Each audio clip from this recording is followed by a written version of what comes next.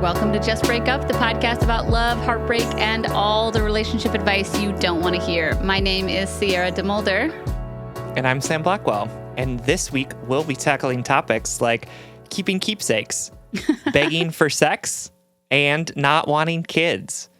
But before we begin, we just want to give you our Surgeon General's warning, which is that we are not licensed mental health practitioners, sex therapists either. We're going to talk about sex in this episode. We don't know. I don't know how to do that very well. Yeah, absolutely. Sam and I are not professionals. We are not trained in this. So please take our advice as you see fit in your life. We are just here to offer our humble musings. So if we've had some understanding and maybe some laughs on the incredibly rewarding, but mostly confusing experience that is love.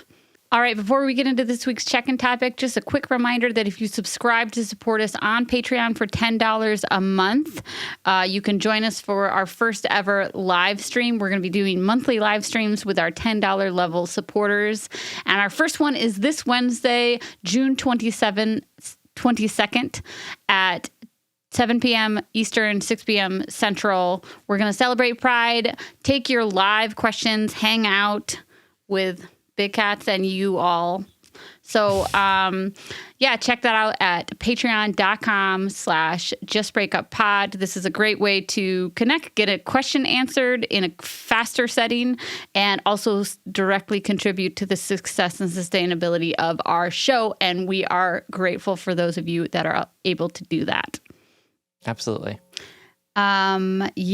So this week's check-in topic is inspired by a real life happening, real life. Oh, okay. Outside of the show.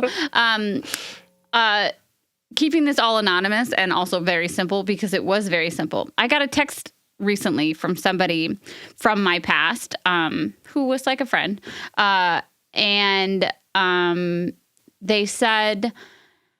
They were like congratulating me on the baby and just like life and everything. And they said also, like, I apologize for any of my assholery in the past. I do carry guilt about that. And because we hadn't spoken in years, and, you know, we were friends when we were like younger and like sloppier. But I remember reading the text and I was like pleased to hear from this person.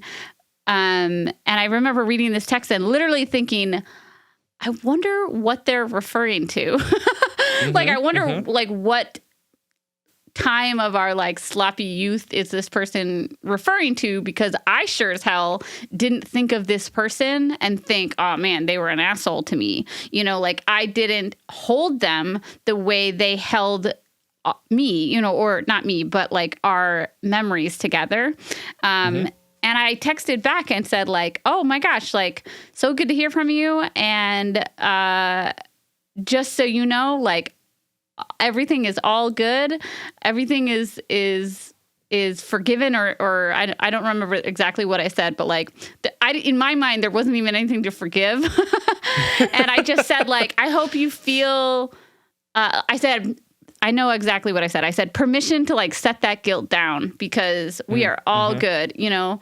And it just made me reflect on what you and I have talked about in the past privately and, like, sometimes on the show, which is just that, like, not a lot of people, most people don't think of us the way we think they're thinking of us, you know? I think about that scene in Schitt's Creek where, like, David is going to get his driver's license for the first time, and he's, like, having an existential crisis and an anxiety attack, and his sister Alexis is like, what are you doing? Just, like, you could just fail the test. Like, nobody cares if you fail the test or whatever.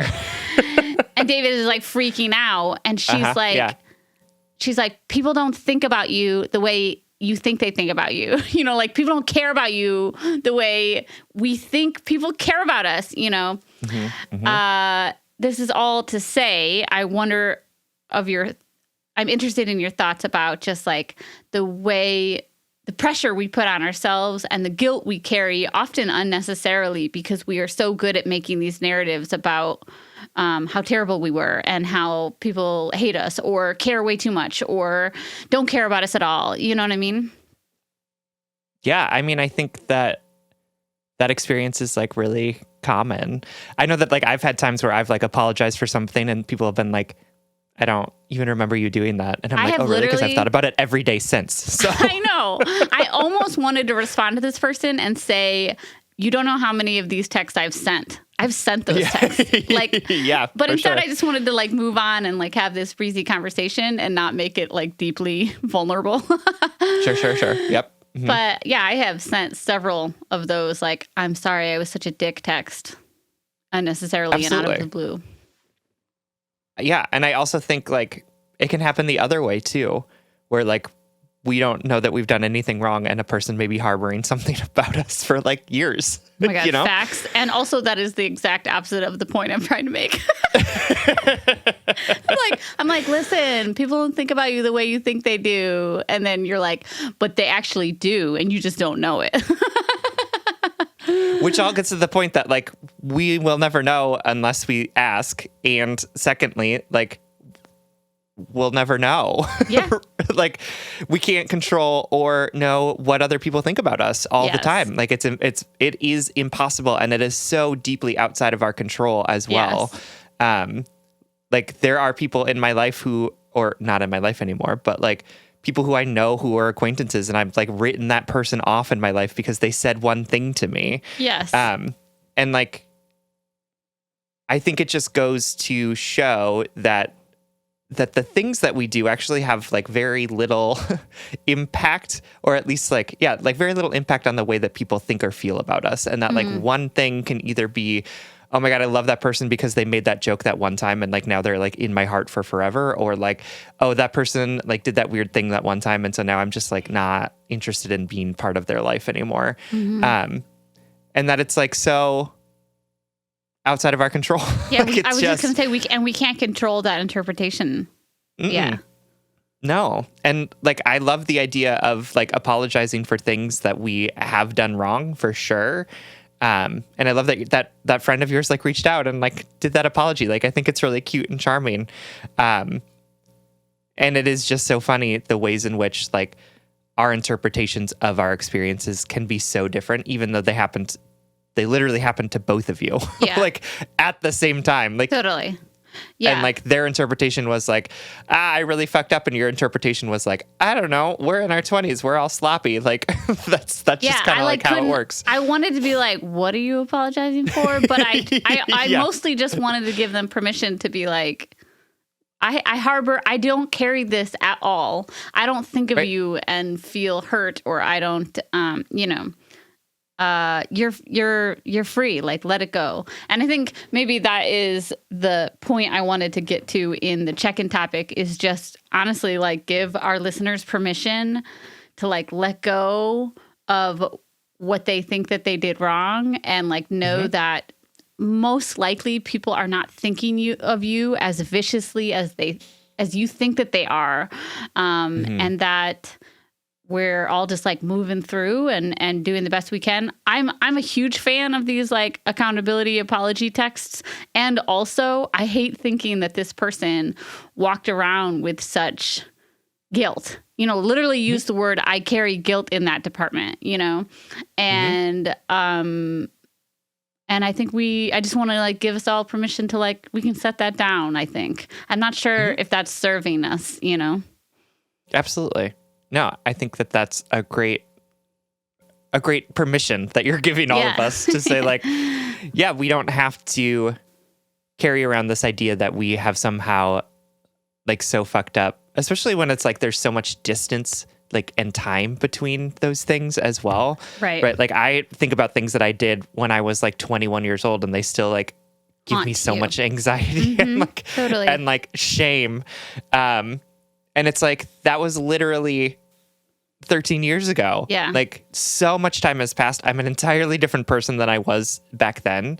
Yes. And just that idea of like, I didn't know better and I was doing the best that I could in those situations. And my best wasn't great, sure. And it was the only thing I had available to me. Totally. And I think that can be really hard, but it just goes to your point of like, we hold our guilt and our shame so close to our hearts, and other people honestly don't even think about it. You know Yes, what I they mean? don't. They don't I mean, even. I hadn't thought of this person in years. You know what I mean? Right. And even in like the converse situation where I'm thinking about like, oh, that one person did that thing to me one time. And so like now I don't want them in my life.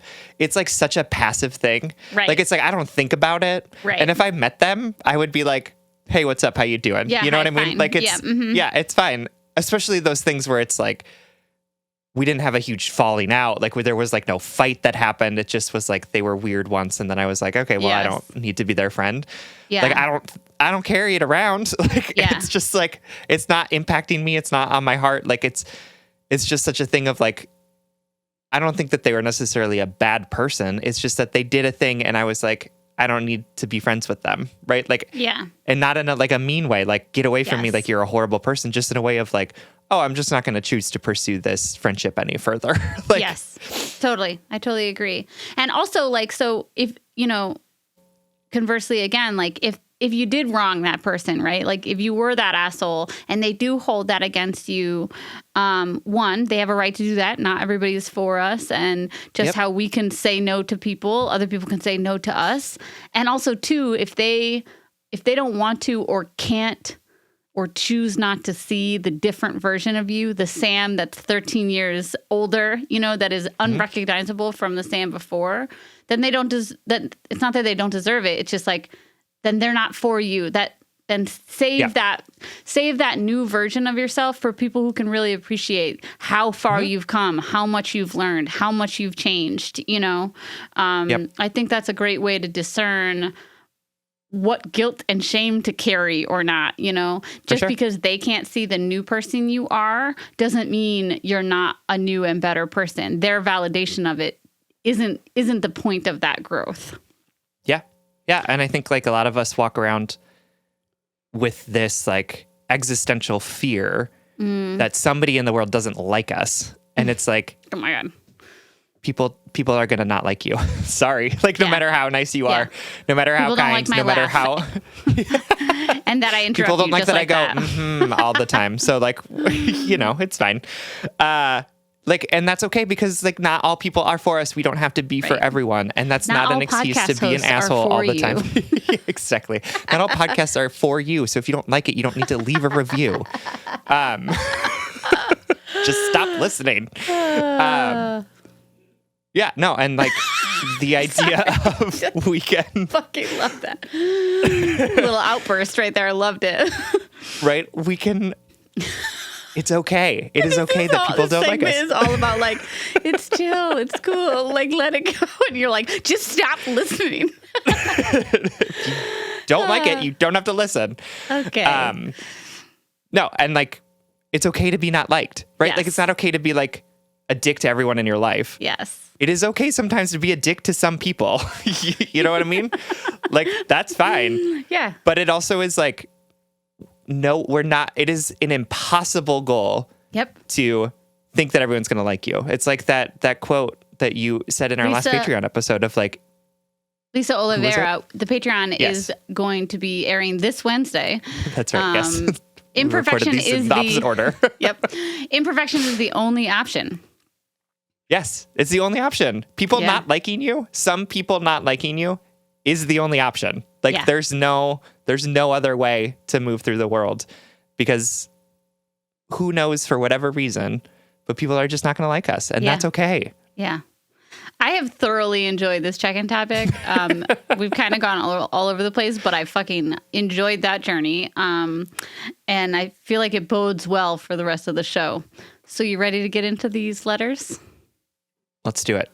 All right. So the first letter is from Bittersweet Nostalgia, whose pronouns are she, her, and who is writing to us from Central Coast, California. I'm curious of how you deal with photos and keepsakes from relationships past.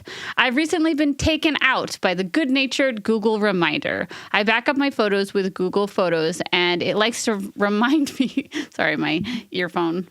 I mean, my fell out. of my cavernous ears.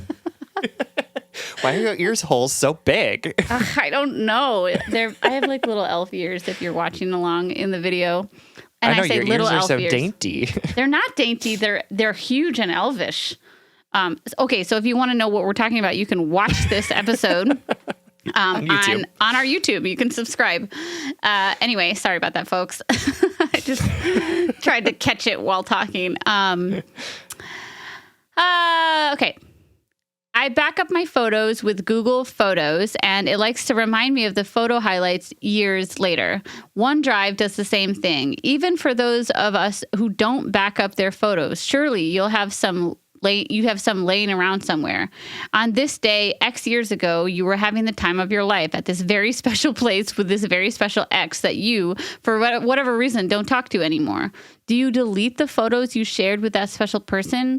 Do you take photos out of frames and toss them? Do you have a memory box that you hide deep in your closet? Most recently, Google Photos reminded me of going to a playoff hockey game several years ago with my dad, and it dawned on me, looking at the date of that photo, that it was the last time I saw him.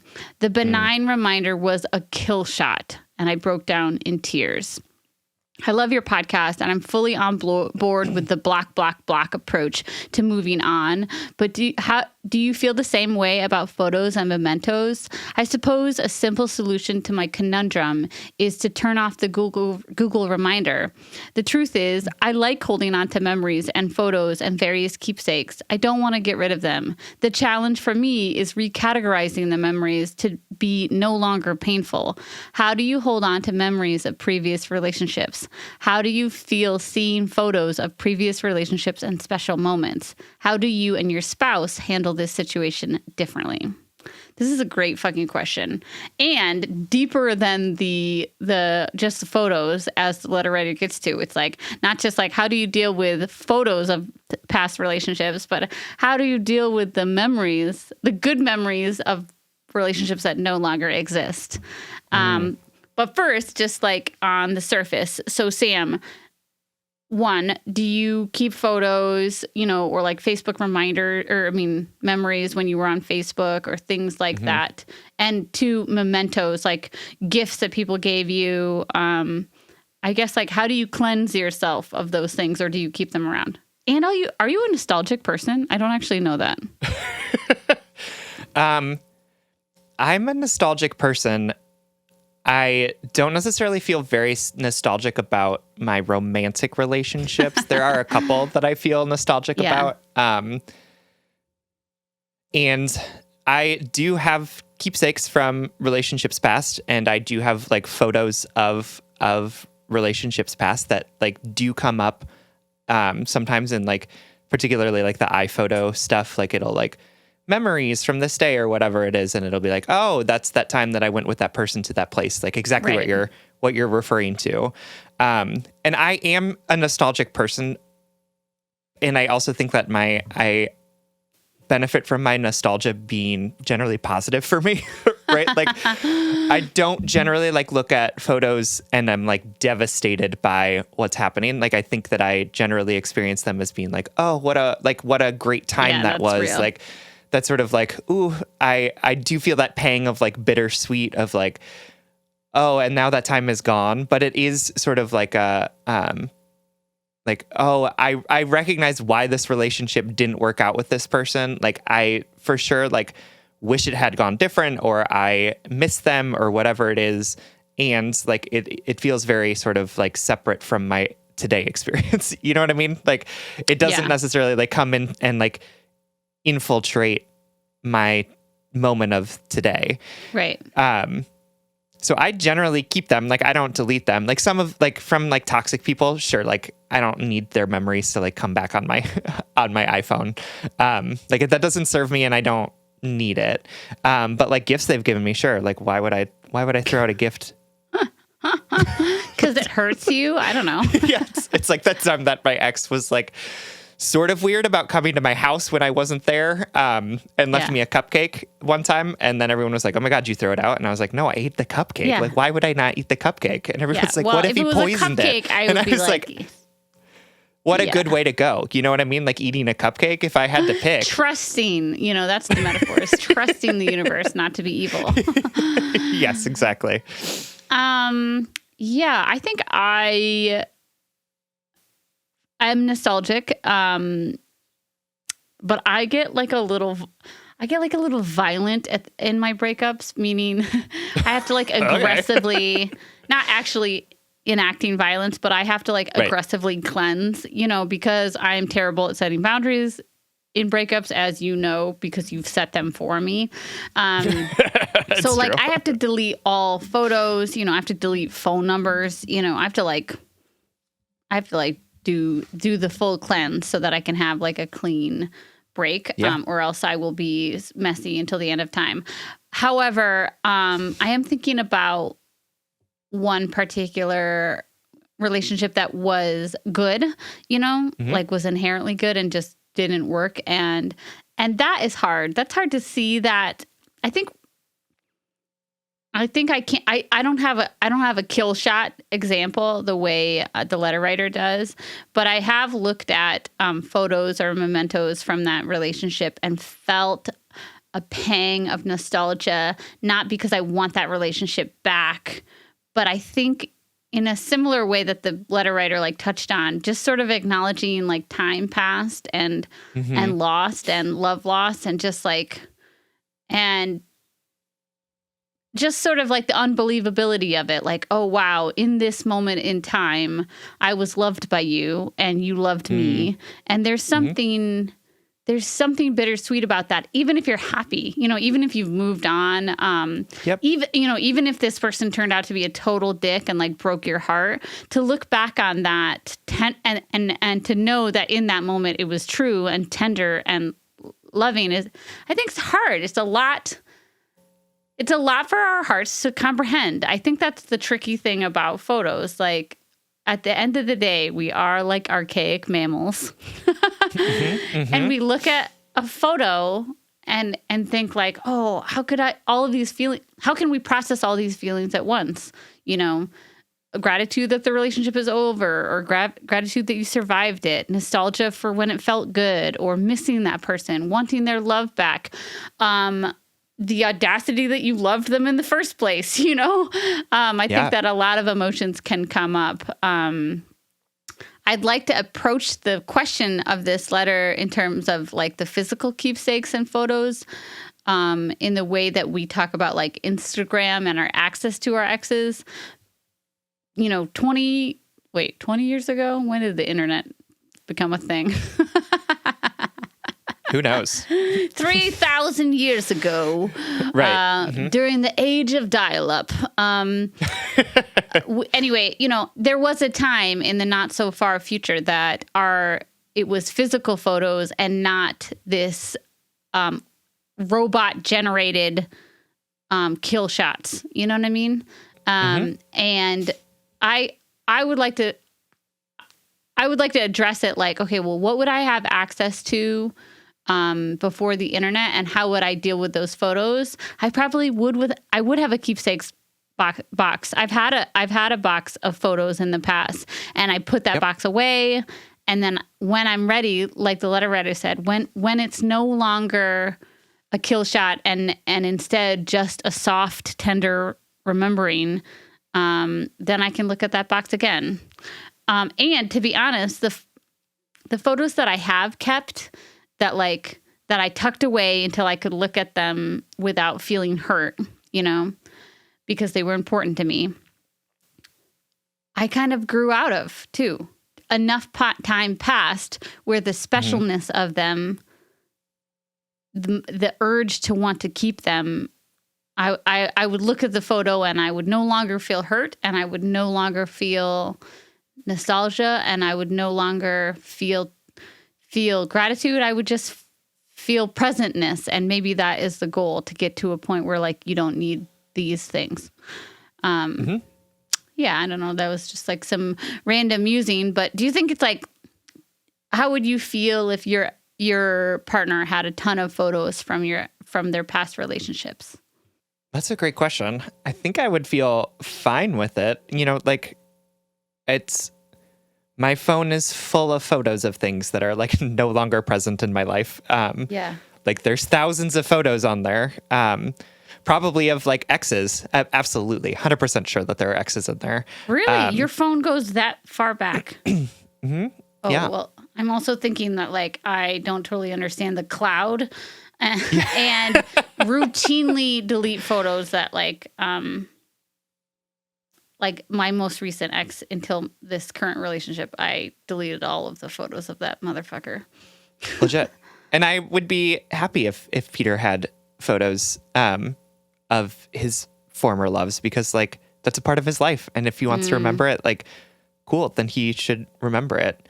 I like have letters from my high school girlfriend. So like, yeah. But for some reason that feels more, I'm going to use the word challenging, because although I feel similarly as you about like if my spouse had a bunch of photos, I think it would be challenging for me. Like I think it's hard to separate the feelings of nostalgia from the feelings of missing or desire or and at least in that case of like of feeling a sense of comparison or insecurity. But that's my own. I mean, that Peter definitely is my own bag. has a rich emotional life, right? Where he and can miss someone and still want to be with me. You know what I mean? Totally. Like that's it. Because I have those experiences, so I'm sure that he has those experiences too, right? Where it's like, and I think that that's part of it, of recognizing that your partner's emotional and life and experiences are like just as rich as yours are. Yes, right? totally. Like they are just as complicated as you are. And so if you're looking at a photo and having this flood of all of these different emotions, like then your partner is also capable of like experiencing a number of different emotions at the same time. Yes. And also capable of choosing to be with you. You know what I mean? Totally. I think easier said than done, but also that's the work. That's the head and heart work that we're trying to do right now, because I want my wife to have like a wonderful life before me. Yep. And after me, like. And also like she does. You have no control over it. Right. Like, no matter what you want, she has had a rich, wonderful life before you. Yes. Oh yeah. The past, out of my control. Can't touch it. Can't change it. Yep. Yeah. I think to the letter writer though, like, I think what the answer is. It's about finding the healthy relationship to it, recategorizing as you use that word, recategorize that. I definitely would say like, if something is going to be painful, that you wouldn't want to be like surprised by a photo of your shitty ex or of a family member that's no longer with us, like, then I think it's absolutely okay to take those precautionary measures and turn off the reminders or set aside the photos. This is not an apt comparison, but I know for a fact that I have a folder of photos of my dead dog that I love, that I didn't want to get rid of, but I wanted them all in one place, so that I could go back when I wanted to be reminded, when I wanted to go back and I felt safe enough to put myself into those memories, then I could open that folder, definitely not like a parallel experience, but something that it's a gift that you could give yourself, just like that keepsakes box, just like the Xbox, not the Xbox, like the video game. Yeah, like the console. video game. Yeah. The EX box. Yeah. Yeah, the EX box that we kept when we were in middle school. It is okay to keep these mementos, I think.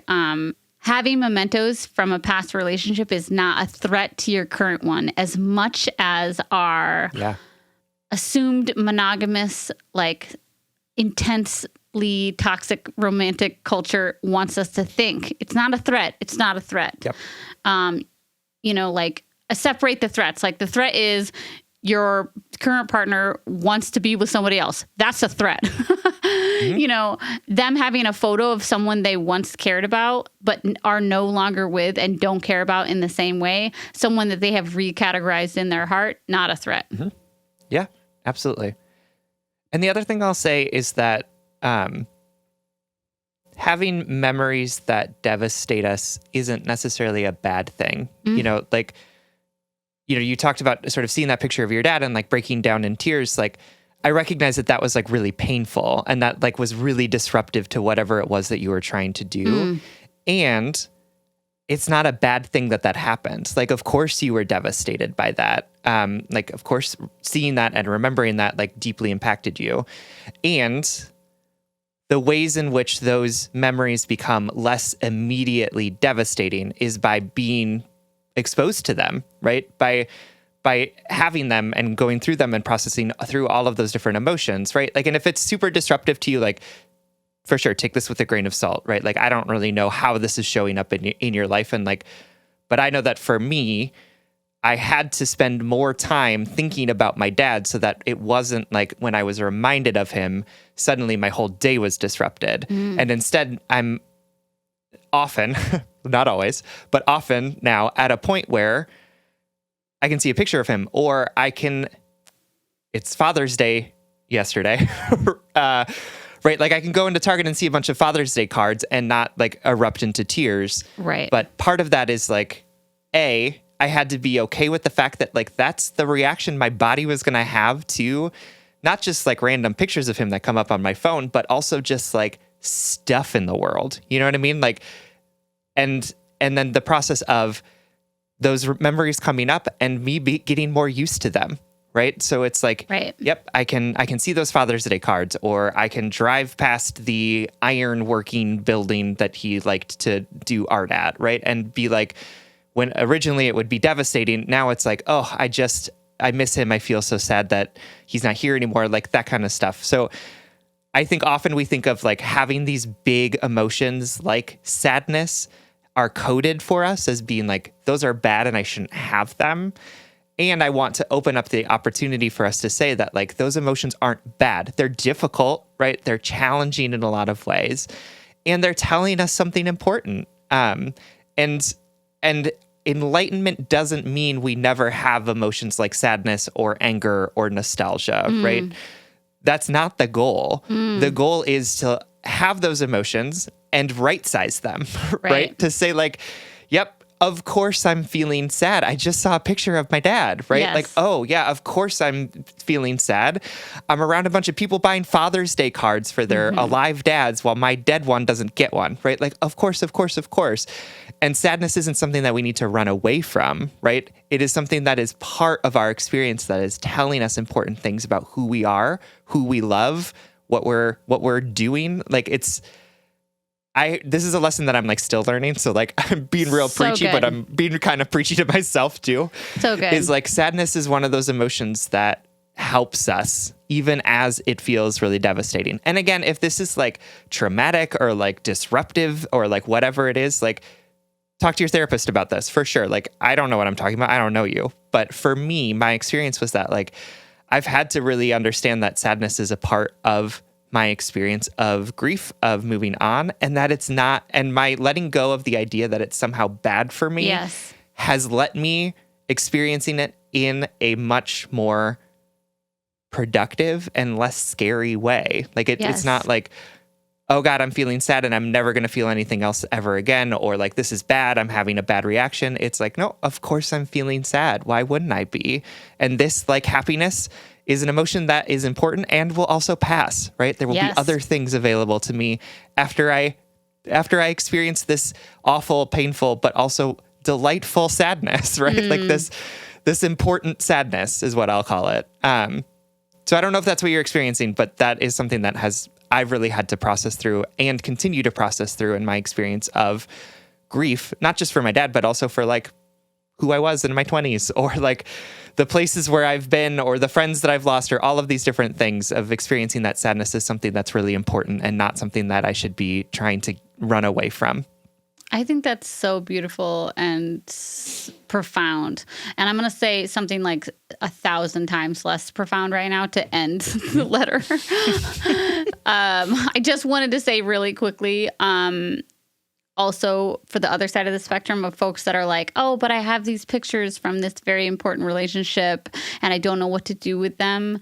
And I feel like I'm a bad person, or I'm not like honoring this whatever important thing by holding on to them, or by getting rid of them. you can get rid of the photos. You can get rid of the gifts. Sure. You can take the photos out of the frame. You can burn them. You can throw them away. Even if you loved that person, even if they were really important to you, I think that I just don't want to add to the stress of like keeping more things around. I promise that this was way more superficial than Sam's last really beautiful point, but I just wanted to say it. It feels so cheap to say it right now, but it was on my mind. I'm sorry. No, I think it's important, right? We all handle and move through grief differently. And so if the thing that you need is to get rid of those photos and not think about that person, you're great. not like cold or like you're not heartless for not being nostalgic. Like I get rid of photos. I don't just delete them. I throw them away, right? Like pictures of me in my old life with my ex that I loved don't really have a place in my heart and my life right now. So I get rid of them. And that's okay too. Absolutely. But Sam's point was like way better. So if you want to just like end it there. I was in my mind, I was like, man, this is such a beautiful, great point. I should just let him finish it and like end the letter beautifully. And instead I was like, yeah, throw the letters away. I mean, the pictures away. Anyway. That is also a-okay. If you want to do that, that's what you can do. Okay. Thank you so much, my darling bittersweet nostalgia. I hope that you can sit in those big feelings, as Sam says, and recognize that they're not a bad thing, and keep those photos as long as you'd like. Thanks so much for writing. Thank you. We love you. All right, our next letter comes from Horny and Tired, whose pronouns are they, them, and who is writing from a cock and a hard place, winky face. So this is going to be about sex, everyone, just FYI. What if it wasn't? Hey, besties. I found your podcast after the most painful breakup of my life in the 2020 lockdown when I desperately Googled how to deal with heartbreak during a pandemic. I listened that. Right, and then we came up. That's exciting to me. I listened every day for months while doing the dishes, working out, and while staring at a muted live stream of the insurrection. Your voices have pacified my colic heart and have given me so much language and understanding for myself and my partners. Thank you. I'll try to keep this letter bearable in length and coherence. My partner, he, him, 29, and myself, they, them, 34, have been dating for a few months now. Let's call him Frenkel. We got back together after a 6.5-year break from dating in 2016 and 2017. We are both alcoholics and have both separately quit drinking after 5 collective years of sobriety between us and come back into each other's lives more whole and capable people. For years, I thought the sole reason for the dysfunctions in our relationship together was our alcohol abuse. I always thought to myself, if he would just stop drinking, he'd be my perfect ideal person to build a life with. For a decade, I found myself in codependent alcoholic relationships with abusive men who I thought would be perfect for me if they would just quit drinking, and very much thought that I could influence them to do so. I didn't think I could quit drinking on my own and place that responsibility on my partners. I felt hopeless on my own, and hopelessness had a way of absolving us of any personal responsibility. Am I right? LOL. After Frenkel and I broke up in 2017, I didn't date or have sex for 3 years after. The only way I could assure that I could break my cycle was to not engage in alcohol or dating or sex. Those 3 years were some of the best and lonely years of my life and served as evidence to myself that I had control over my actions and choices and that I was not doomed to a life of cyclical abuse. Not having sex for that long was very difficult as I'm a very sexual person. I just didn't know how to participate in sex in a way that didn't rob me of something. Surprise, I have a history of sexual abuse, and surprise, it affected my ability to approach sex in healthy ways throughout my teen years and all of my 20s. I quit drinking on my 30th birthday and quickly realized that I had not had sex without the aid of a substance ever. In fact, I didn't even know how to do most things without alcohol, especially socialize, as my personality had been shaped by drunk, sad, gay male culture. Yucky. I had always been into public, kinky, intensive sex with a sweet spot for bathhouse play. I just didn't know how to access those headspaces after I quit drinking. In 2020, I was introduced to a sexual metropolis located in the Midwest near where I live, which has 700 acres of beautiful land and water. It's a nude kink camp where hundreds of men gather to have sex with each other in streams, by the pools, in slings erected outside of tents and trailers. Grown men and NB people of all body types and ages, participating in all types of kinks out in nature, returning at night to campfire and laughter. Over the past 2 years, I have immersed myself in the community I have found there and have made friends and lovers who I spend time with on and off seasons. That camp and the community of people in it, in addition to years of therapy and head and heart work, have gotten me to a place sexually where I feel genuinely liberated from the sexual pain of my past. So much is healed within me, and I am finally living my best and most authentic sexual life.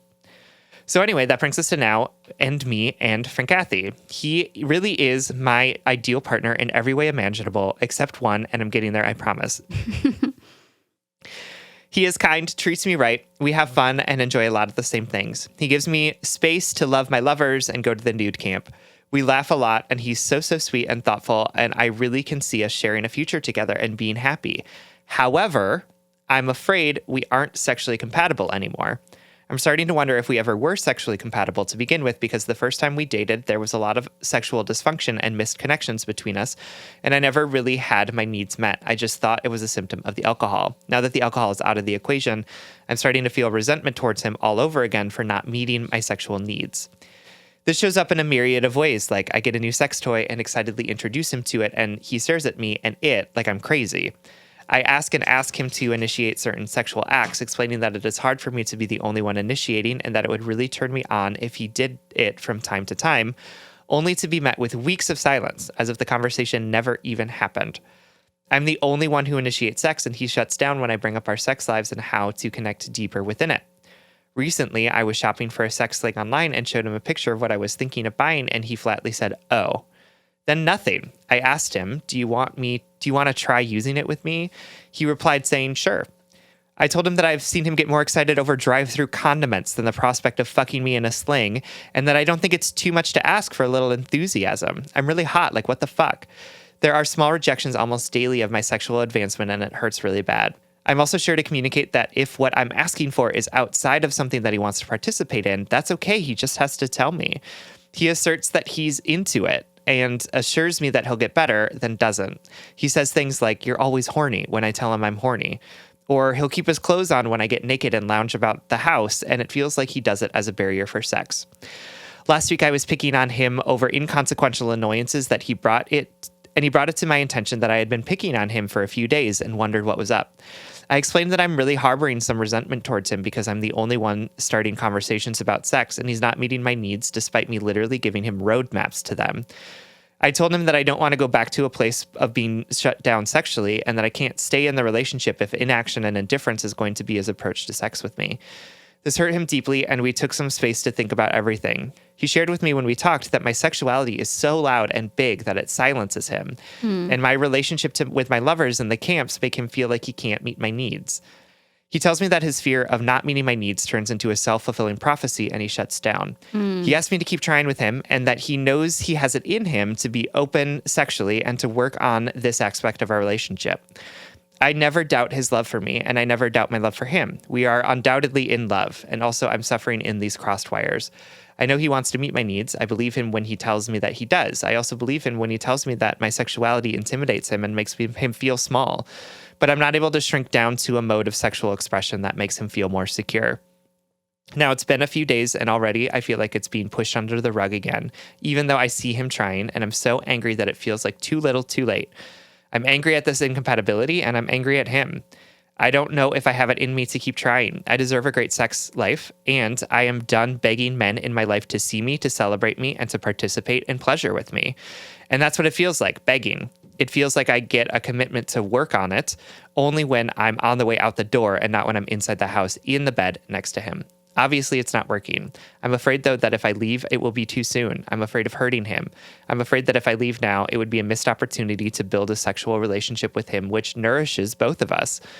What do y'all think? For weeks, all I keep thinking to myself is, I really wish I knew what Sam and Sierra would say about this. Aww. Thank you for all that you've given queer listeners. Okay, bye. Oh my gosh, I love you. Thank you so much for writing Horny and Tired, and for listening and trusting us with this question.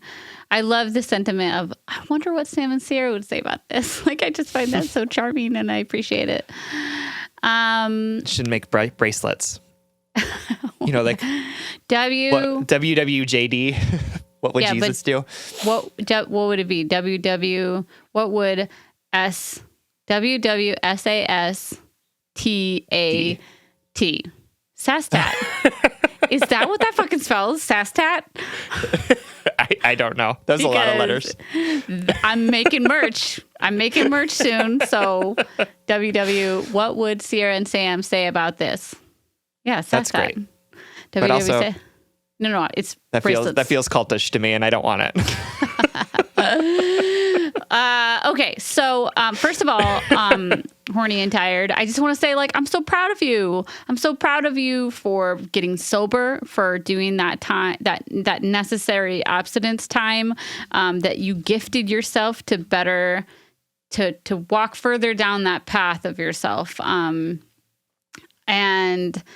it sounds like you've really come into a language of yourself. You've been able to find the words and the needs and the ways to articulate those needs that really make you feel like your most authentic self in this iteration of life right now. And I'm proud of you. That takes a lot of work.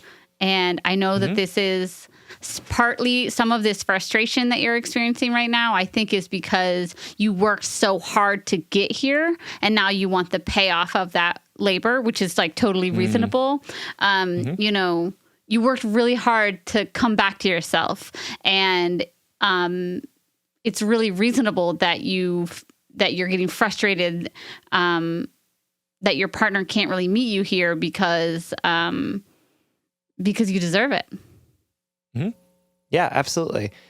Yeah, it's incredible to me the amount of like self-awareness work that you have been doing to understand yourself so much better. Yes. And doing that in the context of sobriety too, is a really remarkable and profound thing. So like, it's exciting that is something that you are now sort of leaning into.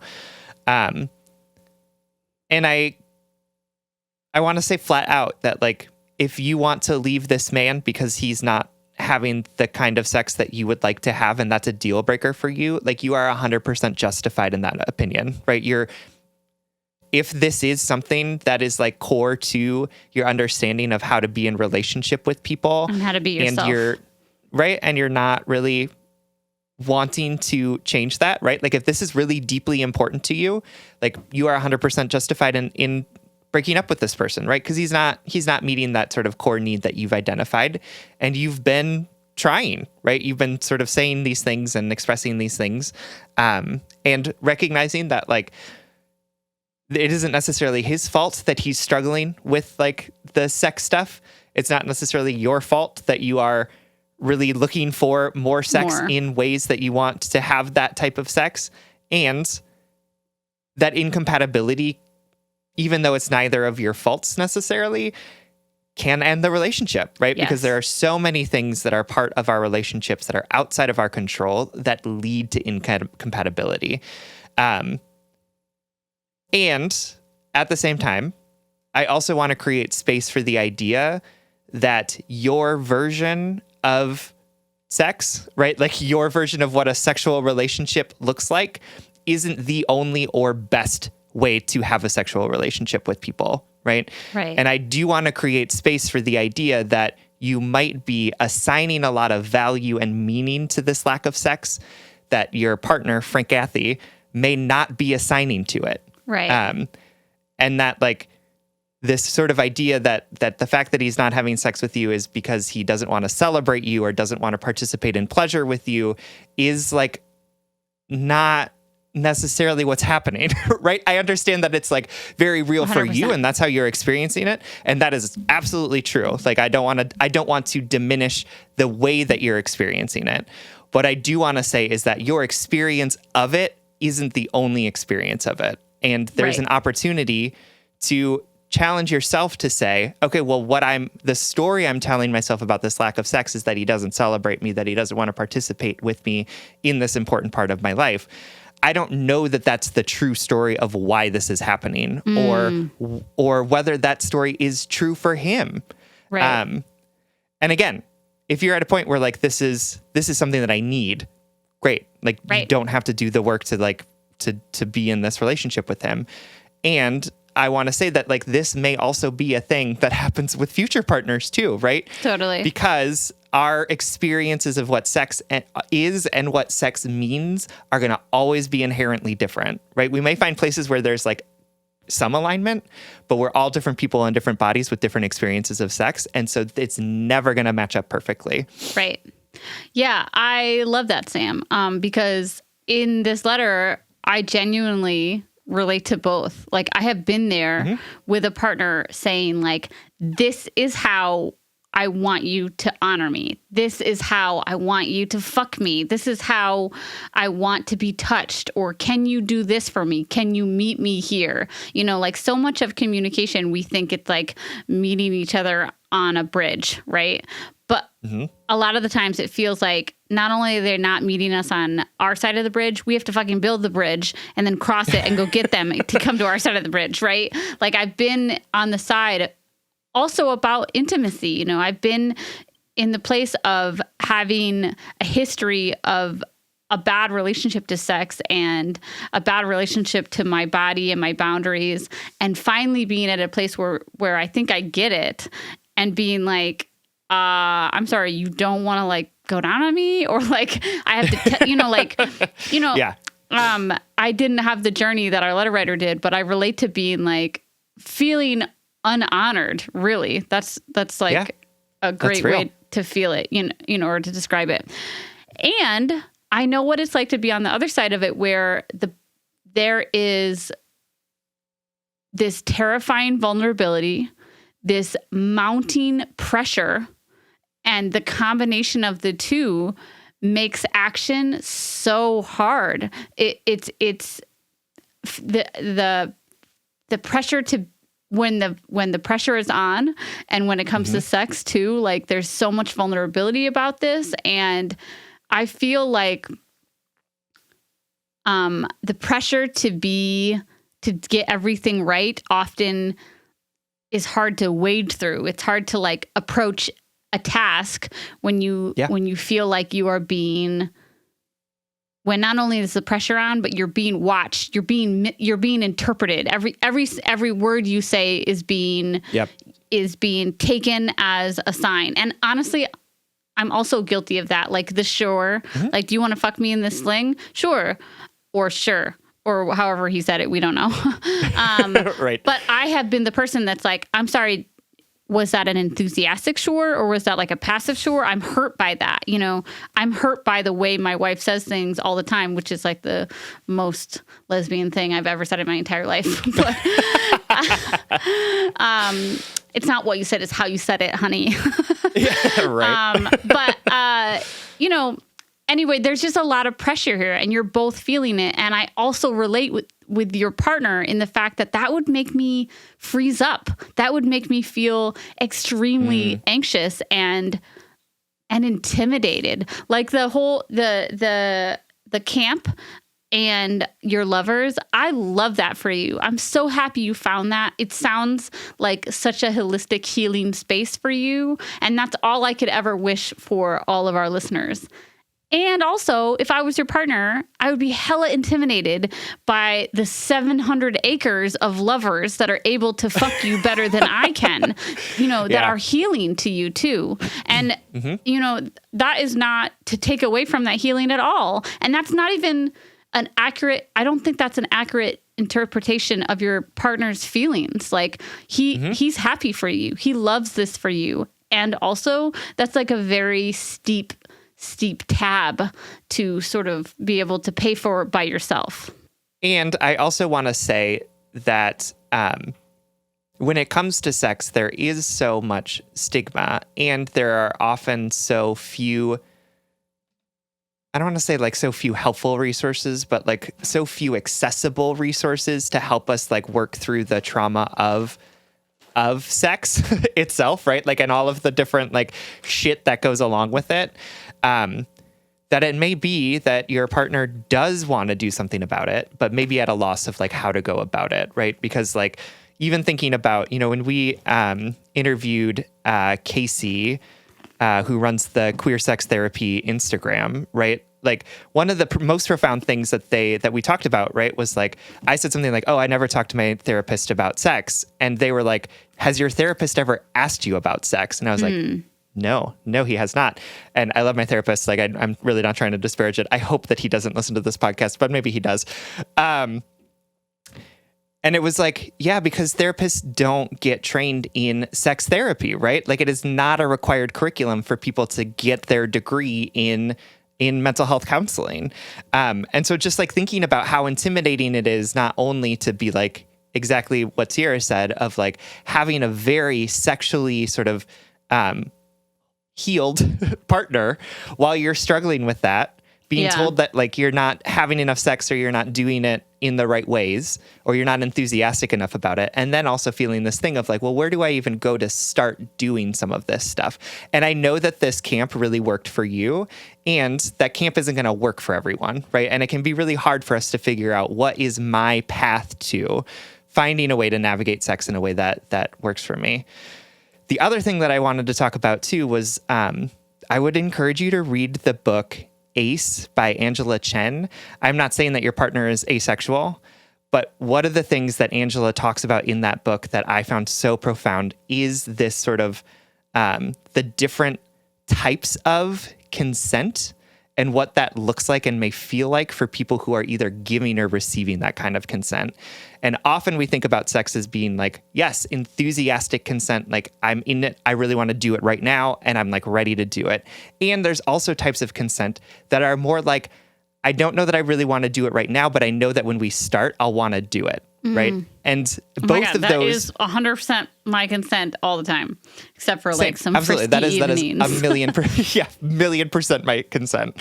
Like, yeah, I guess, okay. Oh, this is great. Yeah, exactly. That is exactly it. And that might also be something that's coming out here. And again, you're sort of assigning a meaning to that type of consent that may not be there, right? Wow. Because like it may be that your partner isn't as sort of like enthusiastically horny all the time.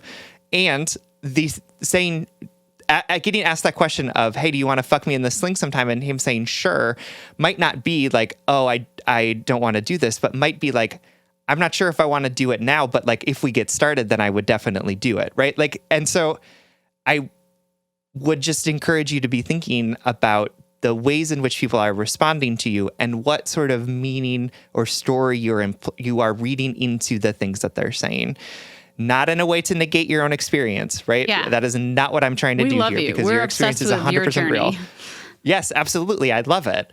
And even when we come into ourselves in a different way, we are still really capable. And in fact, I think often we're like more capable of assigning things to other people, right? Because we're like so in touch with like, this is how I'm experiencing it, and I know it because I can feel it in my body, I can feel it in my heart, and I can feel it in my head. Like all of those things. And you're not here's why it's happening. accessing those things because you aren't, or right. whatever. And so then I can look at you and say, I know exactly what you're feeling because I've felt that thing and I know exactly, but it's never like no matter how much self-awareness we do, we can never fully know what other people are experiencing unless we get really curious about it, right? Yeah. Like unless they tell us the things that they're experiencing. Yeah. Which again is all to say like your experience is 100% valid, and so is Frank Athy's in this relationship. Yeah. I am just sitting here thinking right now how often I'm so guilty of this, and I'm saying this out loud so that I can be like, work on this, Sheera. Assigning a meaning to something my partner says without A, being curious, or B, just listening to what they're saying. Like I'm so bad at trying to find the underlying message that my partner doesn't want to say, or I'm just like calling myself out.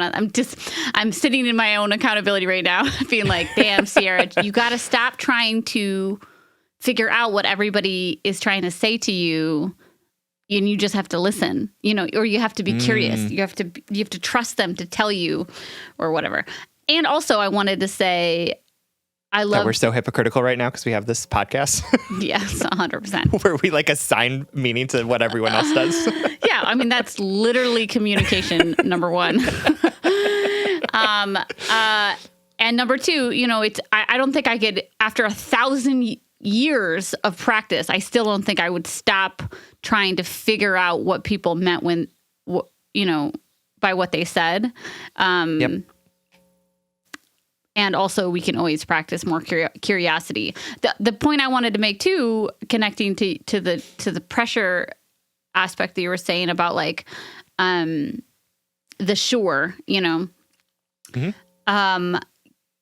I think too that your partner probably knows how much you want from him right now, and what you want. He knows how the pressure that you're both under right now to make it work. He knows what you want from him. You guys have had multiple conversations about this, and so when you show him a new sex toy, I can imagine that in the back of his mind, it's like, oh my God, say the right thing, or don't be intimidated by this, or, oh, I bet my partner gets to use this sex toy with their lovers, and that's why they're buying it, not because they want to use it with me, or even the idea of like, I appreciate that you're like, I'm buying this sex toy to help like rev him up and get him excited. And there may be an instance where he's looking at that sex toy and being like, okay, cool, great. Another thing that I have to figure out how to use on you, right? Like, oh, cool. Another way in which thing I have to try. You're too or much. like, It's no, just, absolutely not. Your partner's reaction to that sex toy might not mean, oh my God, I'm bored of having sex with you, or God, your sex, your sex drive is just exhausting. It doesn't mean that, but it can be, intimidating, or the pressure to get it right because your relationship is weighing on this, like you said in the letter, this could be why this relationship ends. So it's hard for everybody. I really hope you hear us when we say we love you, that this is this is real for you too. Like that we love this journey for you. We love how empowered you feel. And Sam and I know better than most from the hundreds of letters that we read that sometimes the best of partners are just still incompatible to us, period. Right? So at the end of the day, if this isn't right for you, I walked away from somebody who was so right for me and we were physically incompatible, period. Like I just could not be with that person long term. So I give you all of that blessing, but also another thing, a couple things to think about, a couple more WWSAS whatever, trail off, things to think about, feathers for your cap. One, maybe this partner does not have to be sexually compatible to you. Right. Like if you, I wonder where your needs are going to fall, along this never-ending journey of the self, right? And maybe this partner can just be a less sexually compatible primary partner, right? Or I don't know what your relationship agreement is, but like, I wonder what you need from him if you stop assuming that his approach to your sexuality is a form of rejection. If you stop thinking that this is about him censoring you or smothering you or not being excited for you and not celebrating you, maybe the way he loves you right now and the way he fucks you right now is enough in this particular relationship agreement. And maybe it isn't. I keep going back and forth because like I think in a different letter, articulated in a different way, I'd be like, yeah, it sounds like you guys aren't compatible, because sometimes that is it. That is enough, but maybe you could do some head and heart work to view his love for you as enough as is. Right. because me and Sam, two strangers from across the world, don't necessarily, from what we know, see his approach to your sex life as a rejection. It feels like one, though. Oh my God. I also, really quickly before you jump in, small rejections over time are so exhausting and deeply painful and deeply triggering. So I should have acknowledged that first, that the type of like, it's almost like you're like getting your hopes up and then getting them crashed down 100 times a day, because it's like, oh, here's an opportunity for you to tell me that you do love me. Here's an opportunity for you to tell me that you do want me. Look, I'm opening the door for you to come in to this vulnerability and sit in it with me.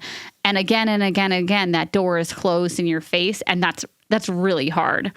That's like a particularly hard form of rejection. And I'm sorry that you're experiencing that. And also at the same time, your partner's actions and words might not mean the rejection that you feel. It might not be what he's trying to communicate.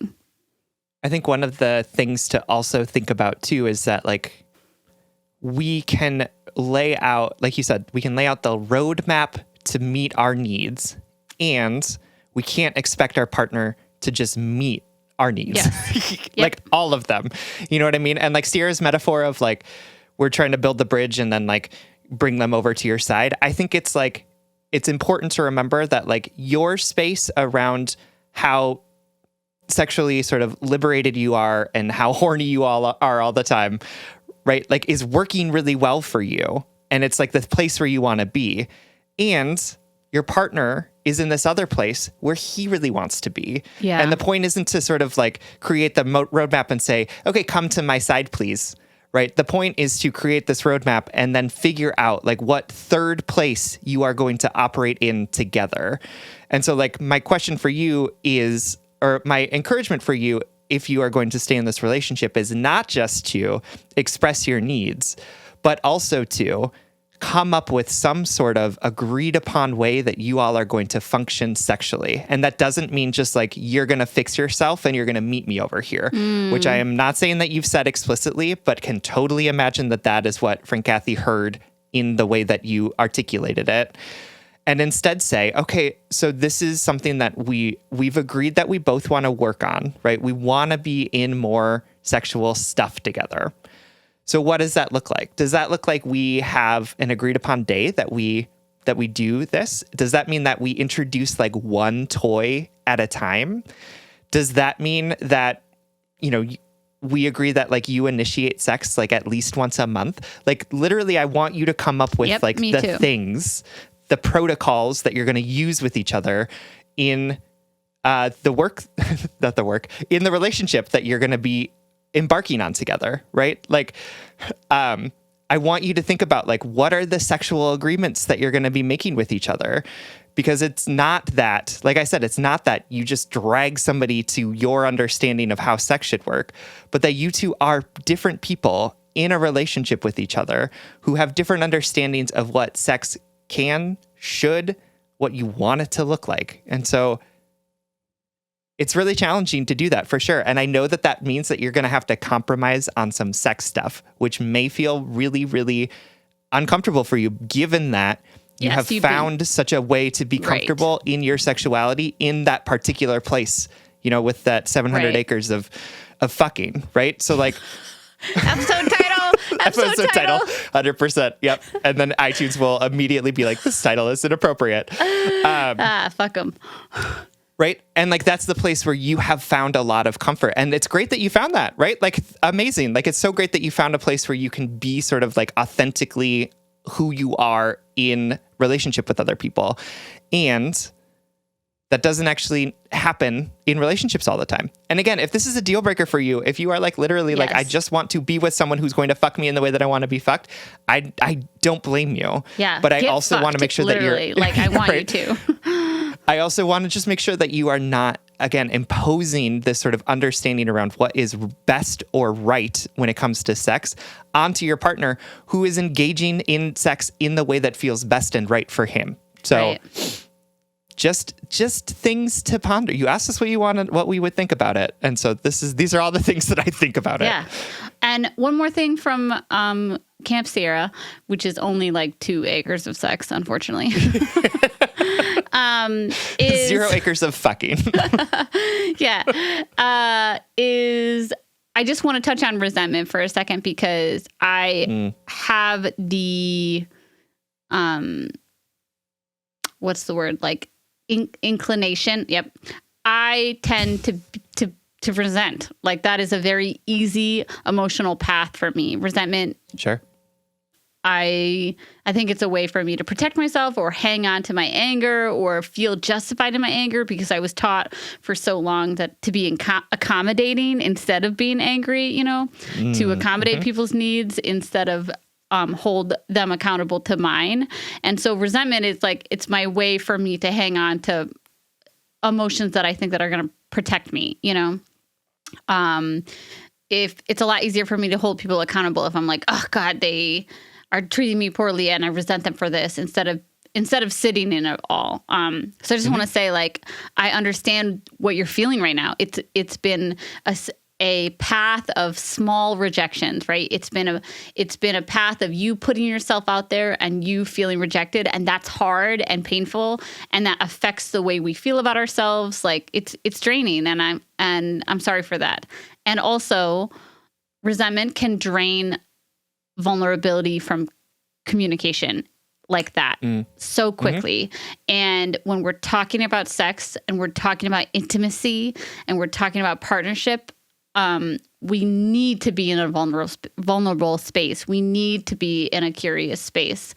And so just as Sam said, ponder your resentment and do the best that you can in a way that feels safe. Because again, we want, I want you to be angry if that's what you feel, if your boyfriend isn't providing for you. Like, I don't want to take away any of these feelings of empowerment.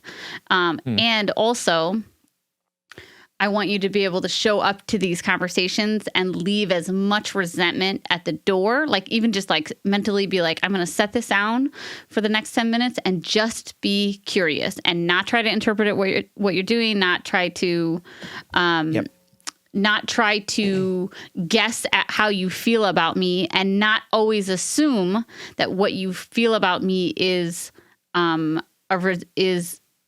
hurtful or whatever. Because if your partner knows that you resent them, and if that's coming out in those small passive aggressive ways, like teasing or whatever, like you brought up, it's just not fostering a space to be vulnerable. And sex and intimacy, no matter how empowered you are, is a vulnerable thing to talk about. For sure. Yeah, I think it's important to remember that empowerment doesn't mean that we are inflexible, right? Empowerment means that we are shifting and adapting with intention and consent, right? Like this idea of like, I know what I want and I recognize that you want something different. And so I'm going to decide whether or not shifting in this instance is in my understanding of myself. And it might not be, right? Like I said, it might be you want to get fucked in this particular way with these particular toys, and that is not a place where you want to flex or adapt. Cool. That's great. Yeah. I'm glad that you know that about yourself. Yeah. And in the context of this relationship, that flexing may actually help you get closer to what you want, which is a meaningful relationship with Kathy. Yes, absolutely.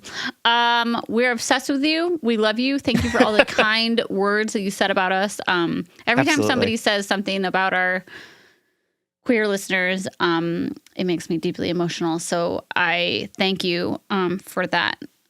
I'm proud of you too. We hope this helps. We hope that this is what you wanted. Good luck. We love you. Thank you. We love you. All right. Our next letter comes to us from Copper IUD, whose pronouns are she, her, and who is writing to us from my cervix. Not my cervix, the The letter Her writer's cervix, cervix. yes. Yep, got it. Okay. Dear Sam and Sierra, I would appreciate your feedback on this particular situation because I think the combination of y'all's insight would provide some profound and balanced advice. I love and appreciate all the work and emotional investment you both provide to your listeners. So here's how all letters start. I, she, her, 29, love my boyfriend, he, him, 29. We were college sweethearts and had a 8-year hiatus and reconnected at almost 30 years old. He's one of the best people I know, and he provides me with comfort and adventure. He's really such a lovely man. I can go on and on. Now to the dilemma. I'm not too sure if he's cool with not having kids. I'm selfish. I like my body. I like sleep. I don't want to go to weekend-long baseball tournaments. Sorry, but like if that's what I just signed up for having Temple, I'm like, fuck. Just kidding. If you want to play, it's gonna be so fun. I no, but like a baseball tournament? Just kidding. Y'all know babies cry, right? Don't even get me started on when they're teenagers, the risque sex and talking back that comes with the angst of coming up to adult age. You can probably tell that I have a lot of anxiety surrounding this. I've always dated older men. Faves were divorced DILFs because they already had kids and were not looking to procreate anymore. But things didn't turn out that way, and now I'm with my current same-age boyfriend. Wouldn't change that for the world. I've let it known from the get-go that I don't find raising children appealing, much less physically pushing one out of a hole in my body. I mean no disrespect to mothers or those who want to be moms, or those of you who want to experience pregnancy but cannot. It's just not for me. He said he respects that, and that right now not having kids or having kids isn't really on his radar. But every once in a while, I hear stuff like, quote, that would be cool to pass down to my grandkids. Little inclinations that sound like he wants to have kids. He's a lab research technician, aka a big science nerd, and said that the concept of pregnancy is cool. I totally agree. The way we can make a human inside another human is beyond amazing. But whenever we go to the movies or go to the grocery store and there's a child screaming, he'll make a comment like, glad that's not us. For God's sakes, he hates it when my cat's hair gets on him. Imagine a baby spitting up on you 5 times a day. I don't want to come off. Sierra? Actually, Temple doesn't really spit up very much. Oh. Yeah. Sorry. I have an angel baby. She sleeps all through the night. Yeah, just like the perfect baby. It's deeply hard, though. Everything you said about it is absolutely true. But she just doesn't really spit up very much. I don't want to come off as crass, and I know I sound selfish. I'm very aware that I am selfish, which solidifies that I don't want to be a caring PTA mom. I don't know why I have this opinion. I grew up with wonderful parents. They were perfect and amazing, and both of them were so involved in our lives, and I'm forever grateful to have had them as my parents. I never felt unloved, but I don't think I could give a child the same amount of commitment and effort. Does this all come across as go to therapy? I digress. When should I have the, quote, do you want to have kids talk? We've been together 1 year now, and we do discuss us having a future together, but family planning has never really come up. I don't know if having a kid is a deal breaker for me, but I also don't want to have a child to, quote, keep him. I don't even know if he wants to have a kid. I'm scared. Sincerely, the copper IUD inside my cervix. All right, my darling copper IUD, I just want to say right out the bat, off the gate, whatever, that you're back not selfish. Yeah, back to that was like 4 a years later, throwback. we still haven't figured out the phrase. It's out the gate, off the bat, but you know, who gives a fuck about what's right? I just want to say you're not selfish. You're absolutely not selfish, and a billion people out there become parents and are selfish as hell. So like, I don't want us to associate like parenting as a selfless act either, you know, because then we are weirdly putting people on pedestals or like, I don't know. I think it contributes to the idea that like childless is wrong and having children is like this ultimate, like amazing act of selflessness and is the right path. I think it contributes to the pressure of it, you know? Yeah. And you're not selfish. No, I like, absolutely agree. I think Spencer and you and I had an amazing conversation during the vasectomy conversation a couple episodes ago. And something that Spencer wanted to reiterate that we actually unpacked on a Patreon episode is like, it's cool if you hate kids, you know, like it doesn't make you a bad person if you're like, wow, that baby is unappealing to me, you know? Yep.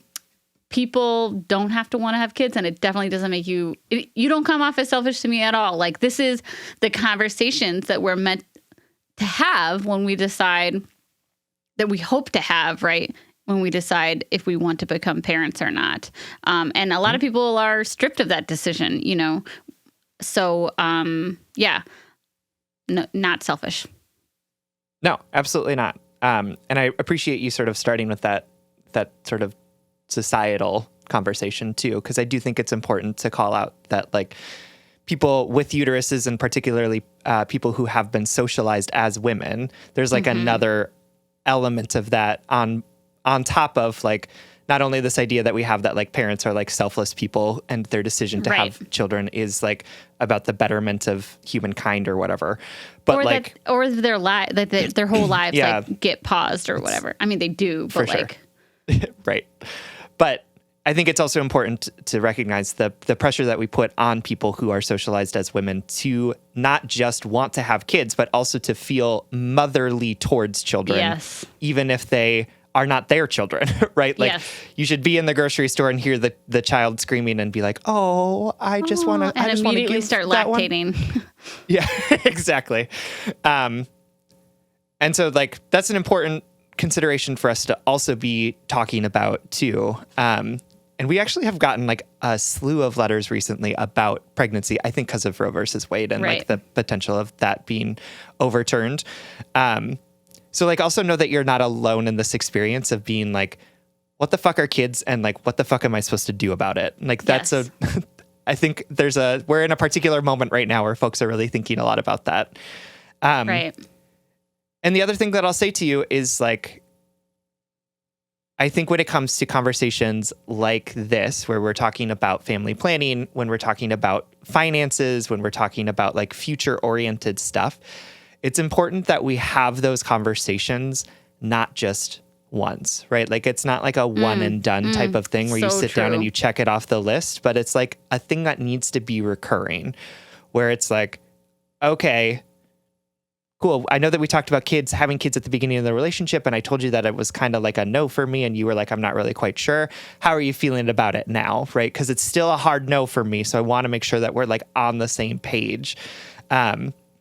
And the same thing with other big life decisions, right? So like talking about finances, like it's not just a like, cool, what's in your bank account? And then we don't talk about it for 20 years. It's like, we got to like continue to have those types of conversations. And I think some of the way that we've been told about these difficult conversations is that it's like, cool, you have it. And then you have the kids conversation and then you don't need to have it anymore. But it's like, no, you have to have the kids' conversations, right? You have to continue to check in, right? Like Peter and I decided pretty early in our relationship that neither of us was like super into the idea of having children. We still check in on it, right? We still are like, are we still feeling the same way? Do we want to do something different? Is either of us suddenly like having this impulse to say like, actually, I think it would be really nice to have kids.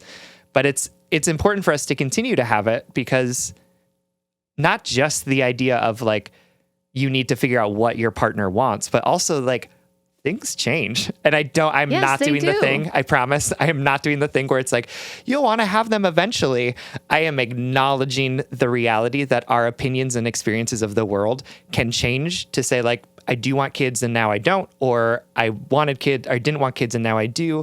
And so it's important to continue to have those conversations because our goals may be different, right? And that's kids. That's also like finances. That's also future stuff, right? Like it's like, do you still want to be in the same career or do you want to change? Like, what are the things that, you know, like these are all conversations we need to have because we're not just like set.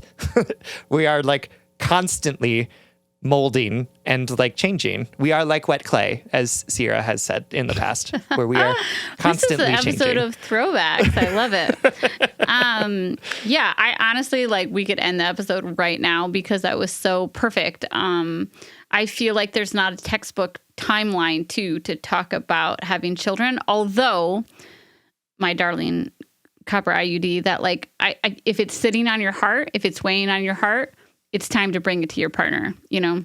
Mm-hmm. I know that there's like, might be fear and anxiety there to, because you're afraid of what he might say, but like, it's better to have those things out in the open, so that you're on the same page, so that you can adjust your shared relationship vision. And if they're not compatible, then that is another thing that you will tackle together. Like I will share this because we had his consent to share it on a show. But like, you know, I was like very proud of Spencer, our producer, as a human and as a partner to his wife, because they had multiple ongoing conversations about what did it mean for them to have kids or not have kids. And they muscled through them, and they were uncomfortable at times, and they were empowering at times, I'm sure. And then they came to this conclusion together. Unfortunately, that's what we have to do in our relationships to keep our visions aligned, you know, because as Sam said, we can hear something once and assume that that's set in stone forever. Or we don't hear it at all, you know, like, oh, you want kids? Someday, you know, or like, I don't know.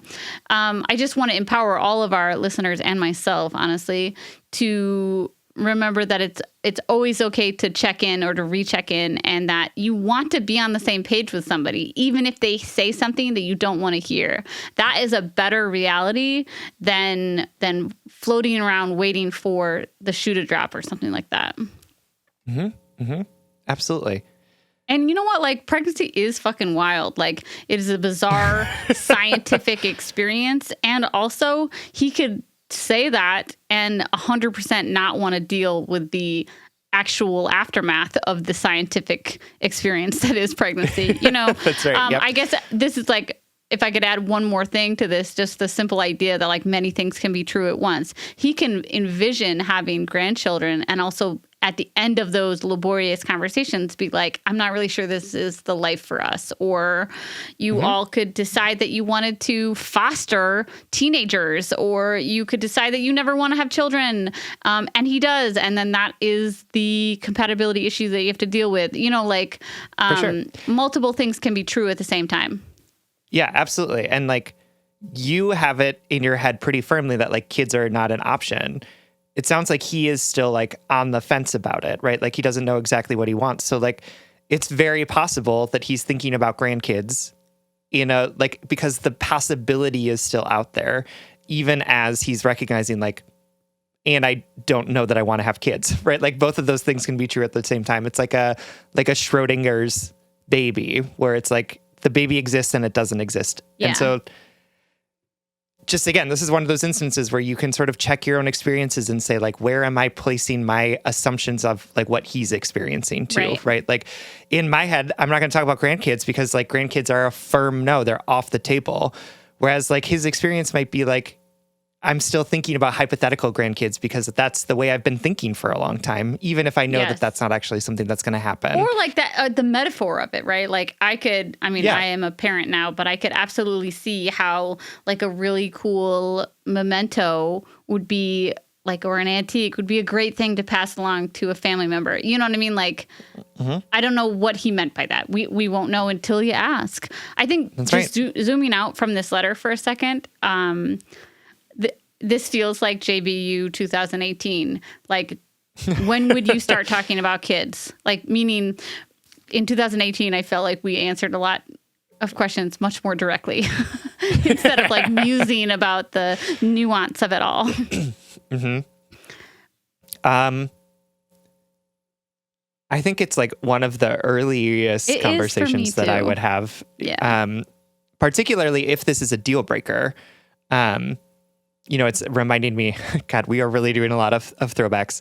The conversation that we had with Olivia Gatwood, where she was like, if something is deeply important to you, like put it on your dating profile, right? Because if it's like a core identity of who you are, then you want to make sure that people know it up front so that they know what they're getting into and to make sure that they're like, that they're compatible with you. And so if this, like if kids is a deal breaker for you, this is a conversation that you can have as early as possible, right? Like, I think if it's that big of a deal breaker, like put it on your dating profile. But I do think it is something like as things are getting more serious, like within the first few months of like saying like, what would you want to have kids? And again, like sometimes we think these conversations need to be really fraught. Like they don't have to be. Like we can just like check in with each other and be like, oh, so like, do you envision having kids? And then be like, I don't. Cool. Yes. But like, this is a conversation that I think you should have sooner rather than later if this is deeply weighing on your heart and if it's going to be something that could lead to like a really core incompatibility in your relationship, because you want to know that rather than pretend like it's not happening. Although pretending like it's not happening is great sometimes too. On that note, you pulled a Sierra DeMulder ending right there where I was like, I'll trail off. I mean, I feel like I spend most of my life pretending like things aren't happening. So yeah, exactly. Okay, my darling, we hope that this helps. Most importantly, we hope you feel empowered and sure of your decision to not have children. Like that's A-okay with us, and it's nothing that you need to apologize for, but it is something that you need to be transparent about if that's a deal breaker for you. Absolutely. All right, my darling, good luck. We know that these conversations can be like a little hard and intimidating, but you can do it. We love you. Absolutely. Thank you so much for writing. We hope this helps. All right, this brings us to the blind date segment of this episode. Every week we shout out something that we love that we want to set you up with. And this week we are sending you home with a book called An Ugly Truth Inside Facebook's Battle for Domination by Sheera Frenkel. This is a book about Facebook, written by a New York Times journalist who spent a lot of time sort of understanding and interviewing folks that have worked for Facebook, including for a while interviewing Sheryl Sandberg, the I think former at this point COO of Facebook.